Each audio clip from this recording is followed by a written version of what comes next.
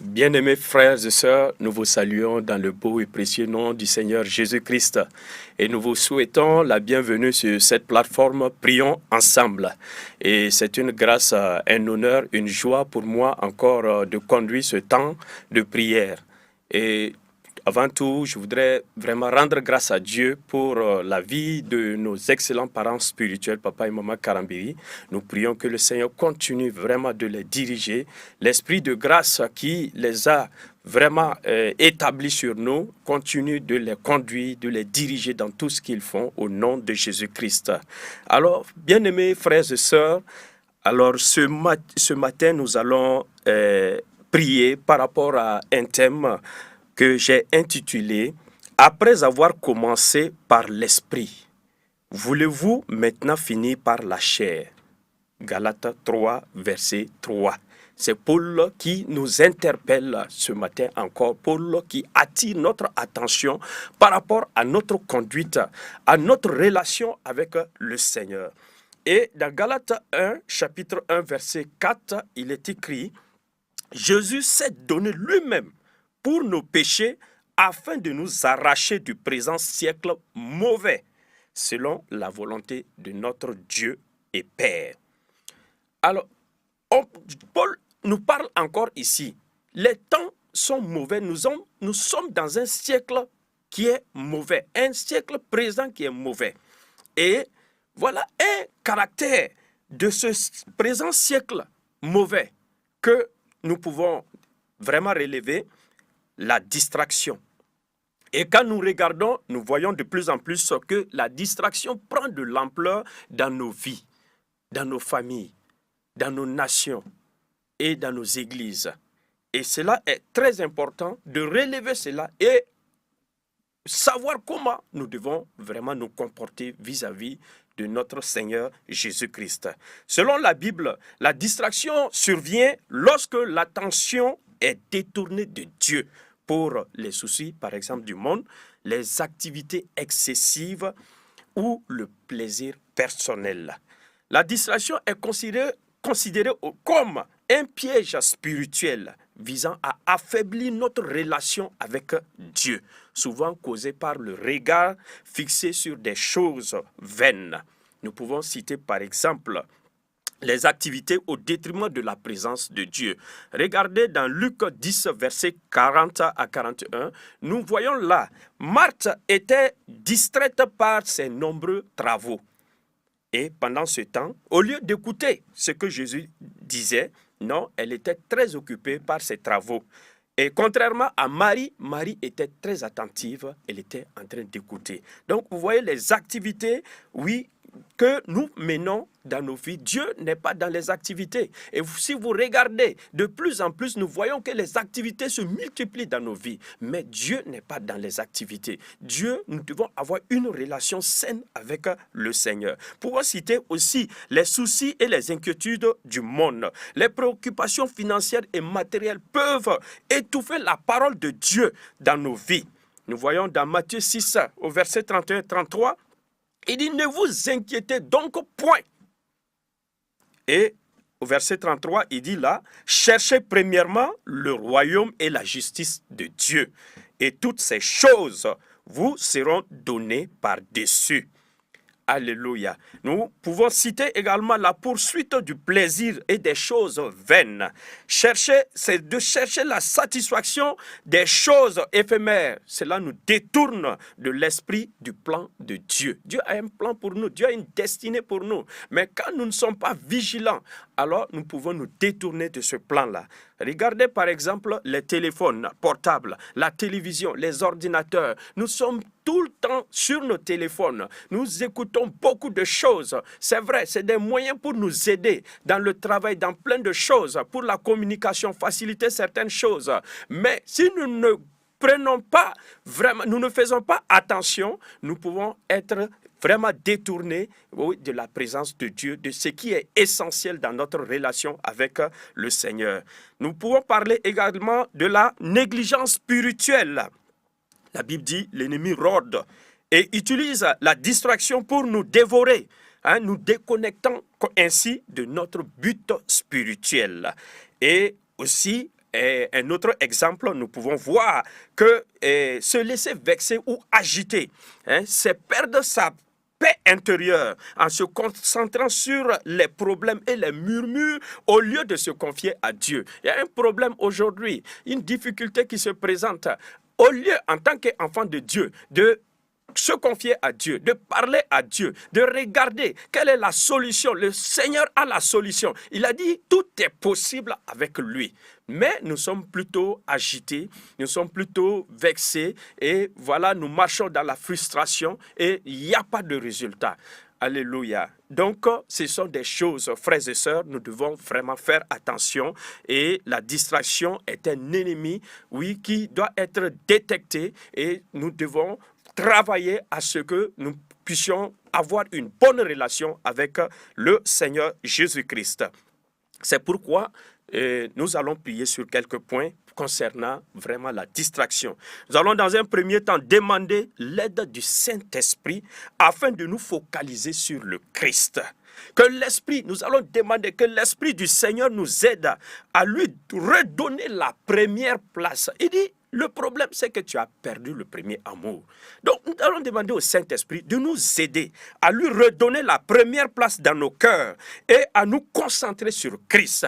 Christ qui est le chef et le consommateur de la foi. Que nous puissions nous focaliser sur lui. Que l'Esprit de Dieu saisisse nos cœurs. Comme Marie qui s'est assise à ses pieds, aux pieds de Jésus. Et elle recevait, elle était concentrée, elle était au bon endroit. Nous allons dire au Saint-Esprit, oh que aide-nous Saint-Esprit pour que notre esprit soit focalisé sur Christ qui est vraiment l'essence de notre vie sur la terre. Prions ensemble au nom de Jésus. Excellent Père de grâce, merci pour tous tes bienfaits. Merci pour tout ce que, Seigneur, tu as fait dans nos vies. Alors, nous voulons, Seigneur, vraiment nous détourner, Seigneur, de tout ce que nous faisons, qui ne glorifie pas ton nom, qui n'est point ta volonté. Père, détourne nos yeux des distractions mondaines et des futilités qui nous éloignent de ta volonté. Excellent Père de grâce, glorieux Saint-Esprit, aide-nous à nous focaliser sur Christ. Oui, Christ qui est mort à la croix pour nous, Christ qui a payé le prix pour nous, Christ qui nous a libérés, qui nous a délivrés. Donne-nous de marcher avec lui en fixant les yeux, les regards sur lui, en fixant les regards sur la parole. Au nom de Jésus-Christ, soutiens-nous Saint-Esprit, aide-nous Saint-Esprit à aller de l'avant, comme Marie qui s'est assise au pied de Jésus et elle apprenait beaucoup de choses. Donne-nous de faire de même au nom de Jésus-Christ. Amen. Amen. Bien-aimés frères et sœurs, nous allons encore poursuivre. Et cette fois-ci, nous allons prier par rapport au renouvellement de notre intelligence. Nous allons prier le Père afin qu'il purifie nos pensées. C'est très important. Et dissiper tout brouillard qui nous empêche de le voir. Qu'est-ce qui nous empêche de voir le Seigneur? Sur la base de 2 Corinthiens 10, verset 5, il est écrit, « Nous renversons les raisonnements et toute hauteur qui s'élève contre la connaissance de Dieu. Et nous amenons toute pensée captive à l'obéissance de Christ. » Nous allons prier par rapport à ces forteresses, que notre intelligence soit renouvelée, afin que nous puissions saisir la pensée de Dieu, nous puissions marcher selon la pensée de Dieu, parce que c'est ça qui est important, mon frère, c'est ça qui est important, ma soeur. Tout le reste, c'est pas important, c'est pas l'essentiel. Alors, crions à Dieu ce matin, afin que le Seigneur nous aide à aller de l'avant. Père, nous te disons merci encore, Papa, parce que, Seigneur, tu as tout mis en œuvre pour que nous puissions marcher avec toi. C'est pourquoi nous te demandons, au nom de Jésus-Christ, que tu renouvelles notre intelligence, oui, afin que nous puissions, Seigneur, comprendre, Seigneur, et saisir tes pensées, afin que nous puissions marcher, Seigneur, droit devant toi, selon ta volonté, selon ton plaisir. Seigneur, nous refusons le vagabondage spirituel au nom de Jésus-Christ. Nous soumettons nos pensées à tes pensées, Seigneur. Merci, parce que, Seigneur, tous les raisonnements et toute hauteur qui s'élève contre la connaissance de Dieu dans nos vies, oui Seigneur, sont renversés ce matin au nom de Jésus-Christ de Nazareth. Et nous amenons maintenant toute pensée captive, oui, à l'obéissance de Christ. Merci Papa, parce que tu es un bon Père, tu nous accompagnes, tu nous exauces, que la gloire te revienne au nom de Jésus-Christ. Amen. Amen. Nous allons encore prier. Et cette fois-ci, nous allons déclarer notre attachement à Christ sans distraction. Oui, nous allons dire au Seigneur, nous nous attachons à toi sans distraction, en méditant la parole jour et nuit. Comme il a dit dans sa parole à Josué, oui, il dit, médite la parole jour et nuit. Alléluia. Dans 1 Corinthiens 7, au verset 35, il est dit là, Paul qui parle encore, il dit, je dis cela dans votre intérêt. Ce n'est pas pour vous prendre au piège, c'est pour vous porter à ce qui est bienséant et propre à vous attacher au Seigneur sans distraction. Alléluia. Alors nous ici, nous allons déclarer véritablement notre attachement au Seigneur. Nous allons dire, nous nous soumettons à ce que le Seigneur veut. Nous allons déclarer cela et que le monde spirituel puisse entendre cela. Et le Seigneur va nous aider à rentrer véritablement. Parce que tout cela est lié à la décision que nous devons prendre au nom de Jésus-Christ. Prions ensemble. Père, Dieu d'amour, Dieu de grâce, alors nous venons, Seigneur, ce matin et nous déclarons devant toi, Père, notre attachement à Christ sans distraction. Nous décidons, Seigneur, ce matin, oh Seigneur, de nous plonger dans ta parole, oh de méditer la parole jour et nuit. Ta parole, oui, qui est esprit et vie, ta parole qui transforme, ta parole qui guérit, ta parole qui restaure, ta parole qui donne la vie. Seigneur, nous nous attachons à cette parole. Nous décidons de marcher, de regarder, Seigneur, à la grâce que tu nous as donnée à travers ta parole. Oh Père, merci, parce qu'à partir de maintenant, Seigneur, nous sommes, Seigneur, soumis à ta parole. Nous méditons ta parole. Tu nous accordes cette grâce-là. Tu nous accordes cette capacité, cette force-là. Parce que nous le voulons. C'est pourquoi nous le confessons, Seigneur. Nous voulons marcher, Seigneur, dans la méditation de la parole, en obéissant à ta parole, en vivant par ta parole, au nom de Jésus-Christ. Merci, Seigneur. Sois loué, sois célébré dans le nom de Jésus-Christ. Amen. Frères et sœurs, nous allons encore prier pour la libération des soucis. Alors, nous allons refuser de laisser les inquiétudes du quotidien ou la jalousie nous distraire dans notre mission. Philippiens 4, verset 6 dit, « Ne vous inquiétez de rien, mais en toute chose, faites connaître vos besoins à Dieu par des prières et des supplications avec des actions de grâce. » Alléluia. Alors, frères et sœurs, nous devons refuser les inquiétudes, les jalousies, les mesquineries, parce que cela ne nous aide pas, c'est de la distraction. Cela ne nous permet pas d'être véritablement agréable à Dieu. Cela ne nous permet pas d'avancer avec le Seigneur. Ce sont des blocages dans nos vies. Ce sont des blocages dans nos activités, dans nos affaires et dans nos familles. Cela bloque nos vies. La jalousie, les inquiétudes, cela ne change rien dans nos vies. C'est pourquoi le Seigneur dit, ne vous inquiétez de rien, mais en toute chose, faites connaître vos besoins à Dieu. Voilà le chemin que le Seigneur nous montre, ce matin. Et c'est pourquoi, ce matin, nous allons élever la voix et nous allons prier par rapport à cela au nom de Jésus. Père, ce matin, nous refusons de laisser les inquiétudes du quotidien, la jalousie, les mesquineries, les querelles, Seigneur, nous distraire de notre mission. Nous refusons cela. Nous rejetons tout cela. Seigneur, tu nous as garanti que tu es avec nous tous les jours jusqu'à la fin des temps. Tu nous as garanti que tu ne vas pas nous délaisser. Tu ne vas pas nous abandonner. Et tu seras toujours avec nous, Père. Oh, quelle assurance.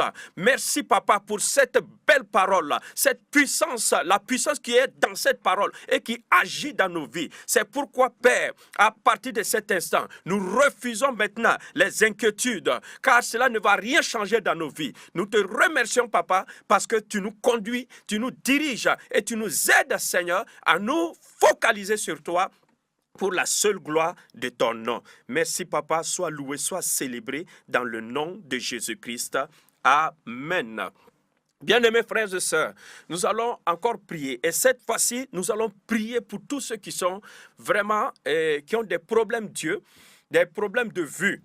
Et nous avons déclaré ici que nous allons nous focaliser, nous allons nous mettre dans la méditation de la parole. Donc nous devons lire la parole, nous devons avoir des yeux, oui, qui sont en bonne santé pour méditer, pour et lire la parole de Dieu.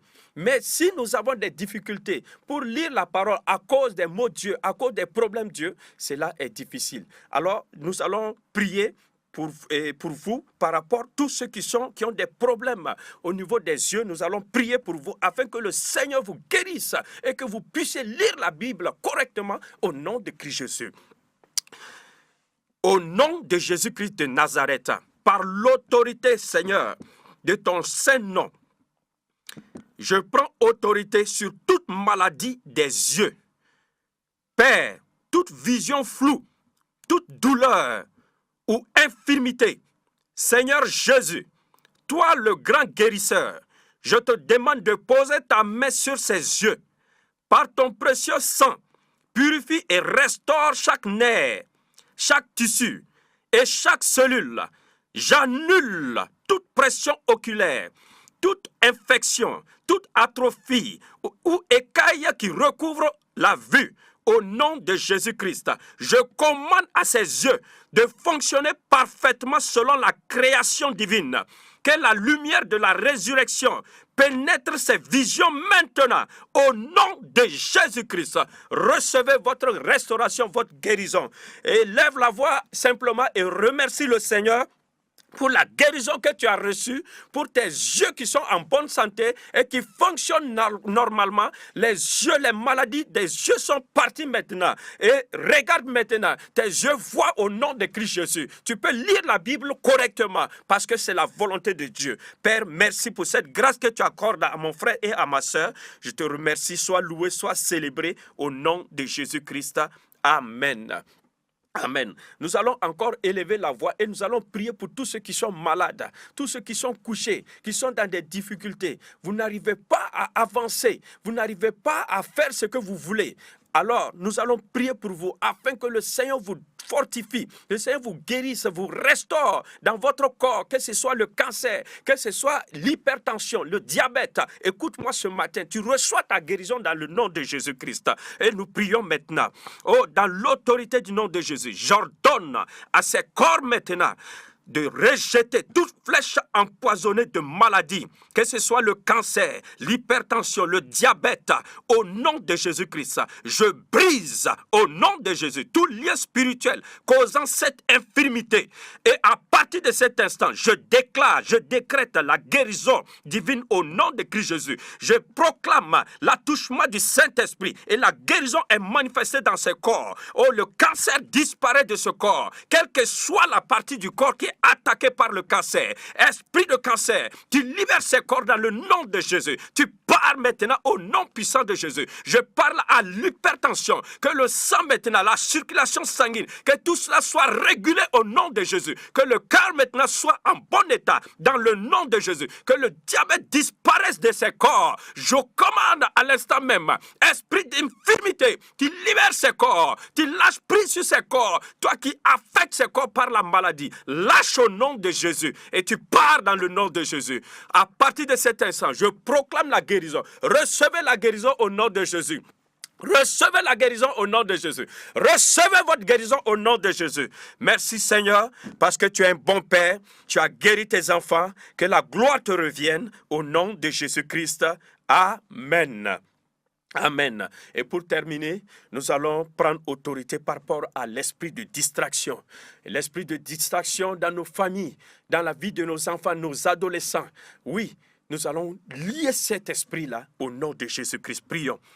Au nom de Jésus-Christ, je lie et je paralyse tout esprit de distraction dans ces familles, dans ces vies, au nom de Jésus, qui tentent de détourner leurs pensées de la méditation de la parole, de la prière, de la présence de Dieu. Je commande ce matin que ces esprits méchants, ces esprits de distraction, lâchent prise sur ces adolescents, lâchent prise sur ces familles. Au nom de Jésus-Christ, tu libères le peuple de Dieu. Tu pars au nom de Jésus-Christ de Nazareth.